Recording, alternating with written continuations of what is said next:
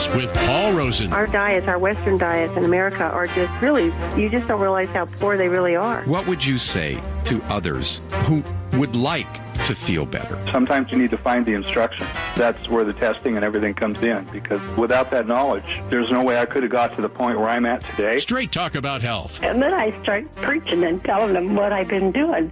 And this guy named Paul Rosen has changed my life. With your host, Paul Rosen. By the way, the information contained in this program is not approved by the FDA, nor intended to treat, diagnose, or claim to cure any medical condition or disease as defined by Western medicine. However, skilled practitioners of many disciplines have found nutrition response testing to be a highly reliable supportive technology for assessing the health and fitness of the body's functional system.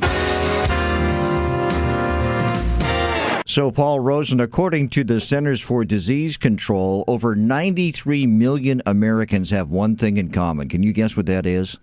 Yeah, they're overweight. They're fat. They are. And according to the CDC, also, as of 2008, the latest year for which figures are available, that obesity among Americans costs our economy about $147 billion. And maybe more personally, if you are obese, you spend about $1,400 a year more on health care than you would otherwise. Yeah, it's definitely a problem for a lot of people. And hopefully by the time we're done with our show today, they will have a better idea of what they can rely on and what they can't rely on with regard to handling that condition. Let's just begin then, Paul. Why are we Americans, getting so fat? What's going on? It's what we eat. It's not so much about the exercise. Yes, people should exercise, there's no doubt. But myth number one is that a calorie is a calorie. What do you mean by that? So losing calories or lowering your calories has been the touted strategy, my gosh, for decades with respect to losing weight. That's pretty much everywhere. I'll back that up. And you can see it in our commercials. You can see it in ads for everything. You can see it on the products. It'll say contains fewer calories. So why is that a misconception? Well, number one, it's never been proven, ever. There is no scientific research that backs up if you exercise 2 calories and you only take 1 in, that you're going to lose weight. And there are a number of reasons for that. But the most important reason is that the body is a very complicated mechanism. And it has lots of fail-safes in there. Fat is an extremely important source of energy for the human body. And whereas sugar, although much more easily utilized in the body, is not. I mean, it's important, but there's so much more density in comparable quantities of fat versus quantities of carbohydrate. And the fail-safe mechanisms are there to prevent starvation.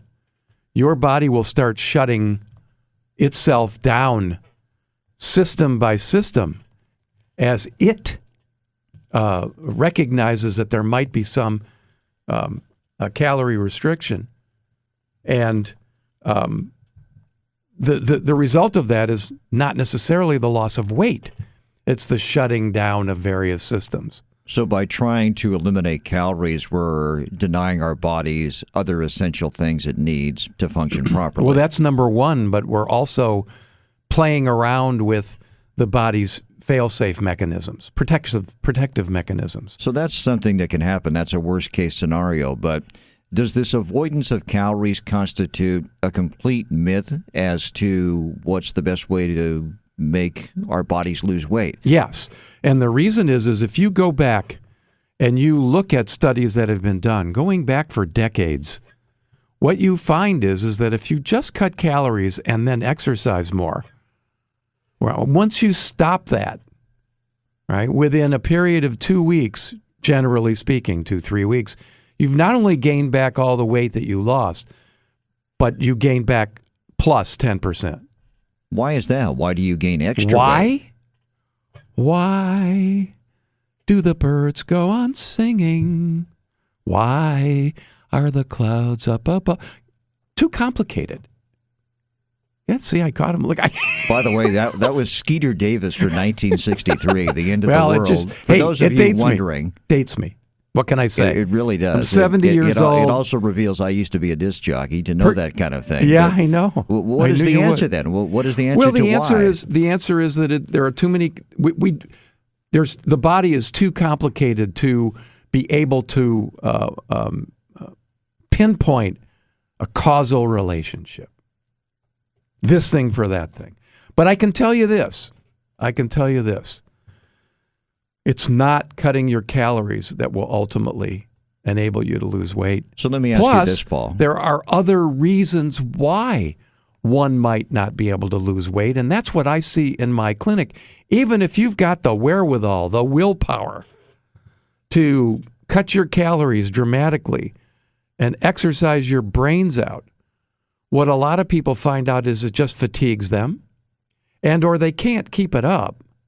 And when they stop keeping it up, as I said, the weight just floods back on. And furthermore, it doesn't necessarily address the various types of physiological dysfunction that people are experiencing. Here's the scenario you described. Somebody decides to lose weight, so they cut out calories and they exercise. They get tired of that very quickly, however, and maybe they've achieved some results, but when they stop, not only do they regain the weight, they regain more weight. Correct. And I'm not quite sure why that is. Is it because your body has made some kind of adjustment that makes it more susceptible to gaining weight?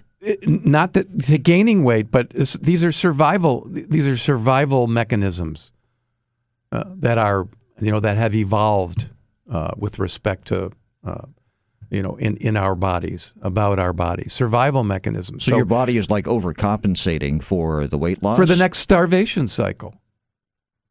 It's like, you follow? I do follow. Yeah. Now that does make sense to me. But what do you do to compensate? I mean, if you've gone ahead and done the exercise and tried to make adjustments to your diet to lose weight, isn't it that you have stopped that's the biggest factor in making that whole effort a failure? You see what I mean? I'm not quite sure that I understand what you were... you get into some good habits and then you just stop doing that. The question is, are they good? Habits. The question is, are they good habits?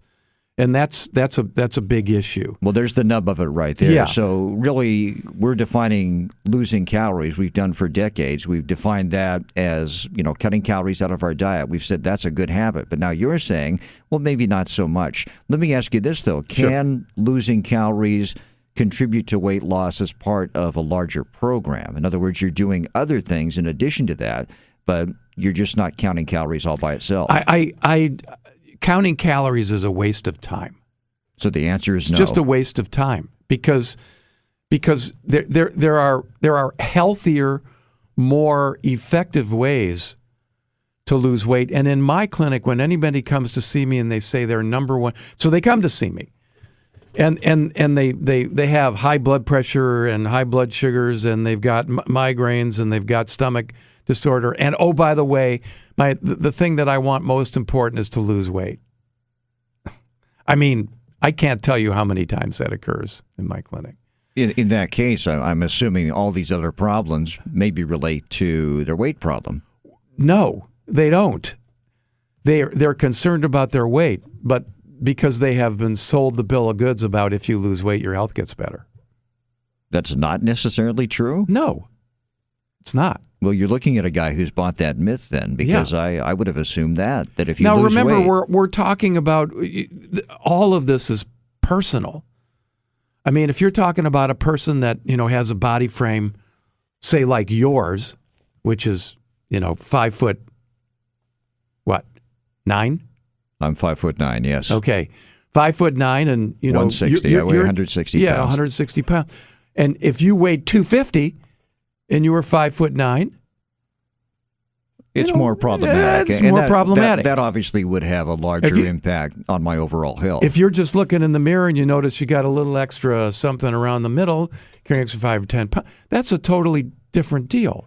But my point is that the myth that a calorie is a calorie, whether it comes from carbohydrates like a potato, or it comes from protein, or it comes from fat, they're not the same, viewed by, not utilized the same viewed by the individual bodies. Aha, so there's the nub of it right there. That's the nub of the myth.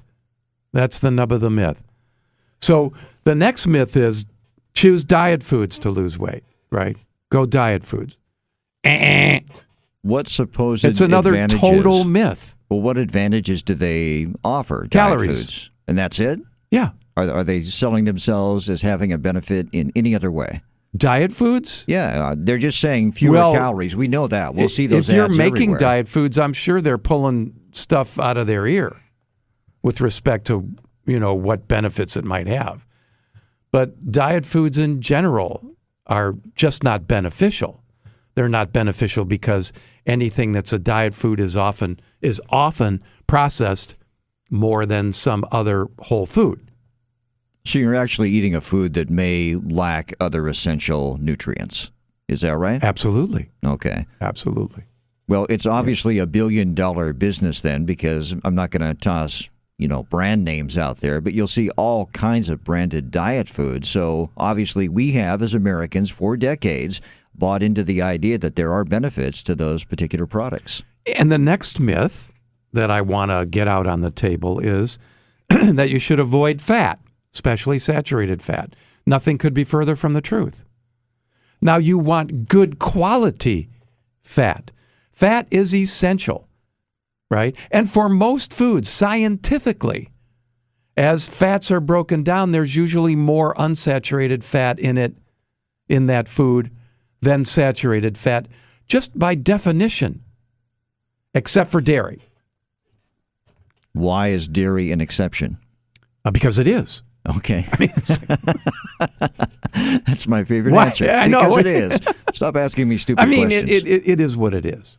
I mean, why dairy is constructed that way, I couldn't tell you. Fat should be a part of your diet if you want to lose weight and if you want to be healthy. Is that what I'm hearing? Eat fat. Eat fat. But what kinds of fat? Well, most importantly, if you're going to eat a steak, for example, you're going to eat beef. Now that's been, poo-pooed and thrown to the curb, just in general. But not so fast. Not so fast. The percentage of fat in a steak, your average steak, is only 7%. And of that, only 2 to 3% is actually saturated fat. So we should be looking for That's out of all of the water, which is about 70%, right? And then the protein, which is about 23%. Then you got your fats, and your fats are broken up into saturated and unsaturated. So anyway, bottom line is eating low fat is a lie. Diet foods are just another way to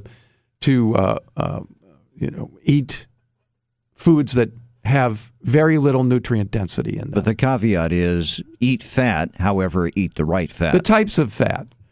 If you're going to eat meats, of course, make them organically raised, pastured. It'll say it on the label if it's done so. Obviously, fed non-genetically modified foods. No soy, if at all possible. So you do have to have a list of qualifications or, things that are healthy for you. And then butter. Eat plenty of butter. Lots and lots of butter. Lots of butter. Pastured. Of course, if you can find unpasteurized, that is absolutely the best. And that's because it's healthy fat, right? But if it's more than that. But, butter is healthy fat. Yes, butter is healthy fat. And it has other benefits. Many. So eat plenty of butter, coconut oil, olive oil, sesame oil, even peanut oil. Those give you enough choices, and you can't get into trouble with those. And this may get an eye roll from you, but I'm going to assume that margarine is not an adequate substitute for butter in terms of getting these nutrients you've mentioned. The only fat that is absolutely known to cause heart disease is trans fats, and margarine is trans fat.